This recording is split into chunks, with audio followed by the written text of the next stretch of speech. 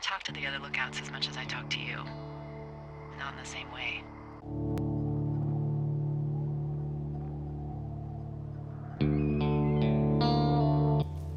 Get in your tower, shut the door. Don't leave, and don't use your radio. I'll call you. Understand? I will call you.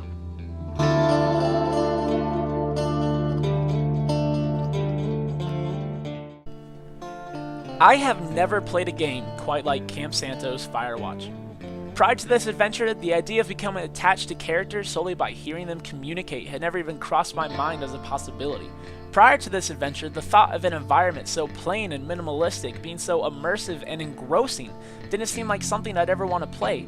Prior to this adventure, I never played a game that made me, the player, become as paranoid and worried as the character I was controlling. Firewatch has raised the bar in narrative-driven gaming and is a game that would be foolish to ever forget playing.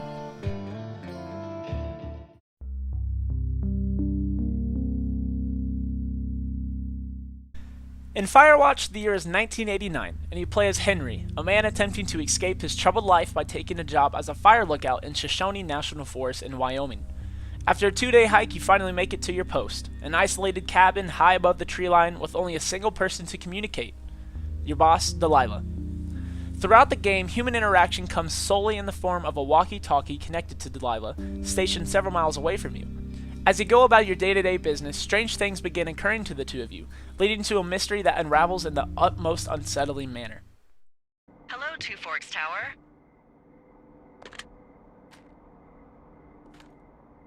Two Forks Tower, this is Thoroughfare Tower. Come in.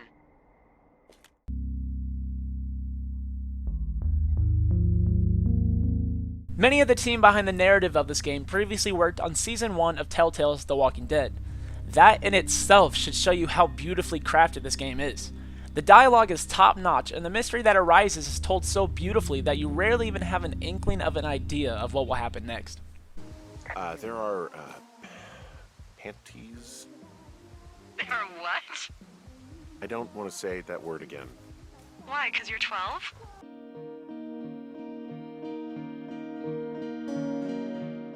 The main mechanic behind this game is authentic navigation. Seeing as you're a park ranger in the late 80s, a compass and a map are your best friends. Sure, there's a marker telling you where to go and how to get there, but somehow it still felt as though I needed to listen intently to the directions provided by Delilah and keep an eye on my compass marker. This is due in part to the nearly non-existent HUD. Save for a circle in the middle of the screen, the only thing you see is a beautiful environment around you. The game offers dialogue options, but not necessarily choices. Only once did one of my selections prompt a "Delilah is annoyed" message, and after reading about others' experiences, it seems it had no impact on the outcome of the story. All choices lead to the same events occurring in the same way. By no means is this the fault of a game that never really marketed itself as a choice-based game.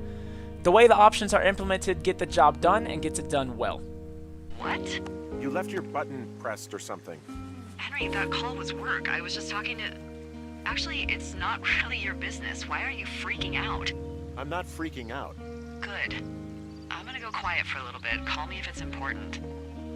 There were several points where I experienced glitches, ranging from minor, such as being pushed backwards a few feet because I walked into something on the ground, to major, such as the game freezing on a load screen or almost getting trapped on a rock.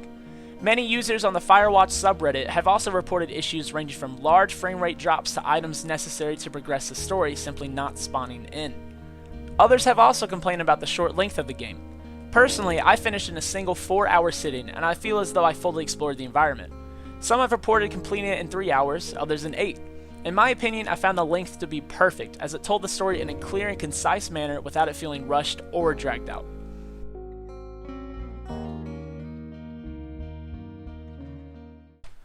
Musically, I got a very Last of Us vibe, and that is 100% A-OK. For a game focused on self-isolation in the middle of the wilderness, the music cannot be more fitting. And more importantly, the music doesn't spoil anything. Too many times in games, when you hear music kick in, you know you're about to be ambushed or a major plot twist is on the horizon.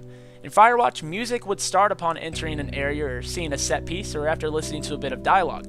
Sure, after discovering another layer of the ongoing mystery, some stressful music would begin, but to me, it never seemed to give anything away.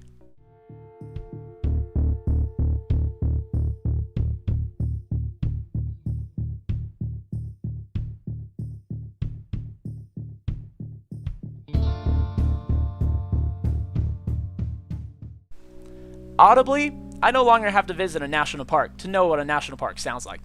From the winds to ducks quacking to the sound of dirt and rocks being crushed under your feet, Campo Santo massively crafted a soundscape that only furthered the immersion of the player.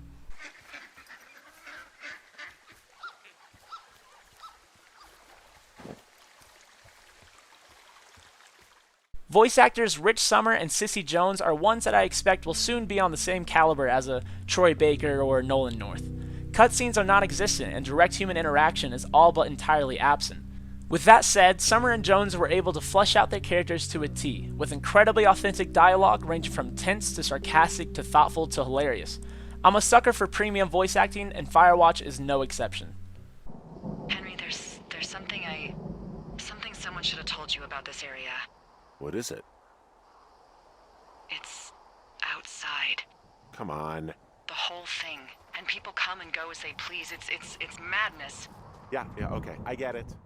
And if not shorts, then what do you normally like to wear? Tuxedos as often as possible. Oh, really? You bet.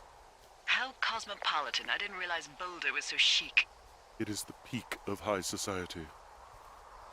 Good to know, dear, yes.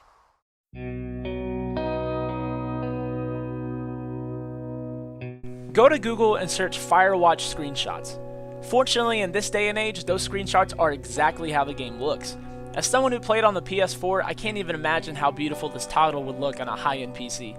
The minimalistic design was the best route Campo Santo could have taken. There are times where it seemed like the entire landscape was just different shades of orange or purple, yet it still seemed like even those scenes were bursting with color and emotion. When a game can serve as a desktop wallpaper with every frame it pumps out, there's something to be said about the achievements of that art team.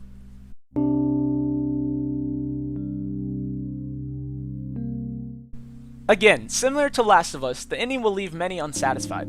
At first. Firewatch is a game driven entirely by its story, so when a player feels the ending falls flat, it can taint their overall experience. Upon finishing this game, you just have to sit and think and reflect.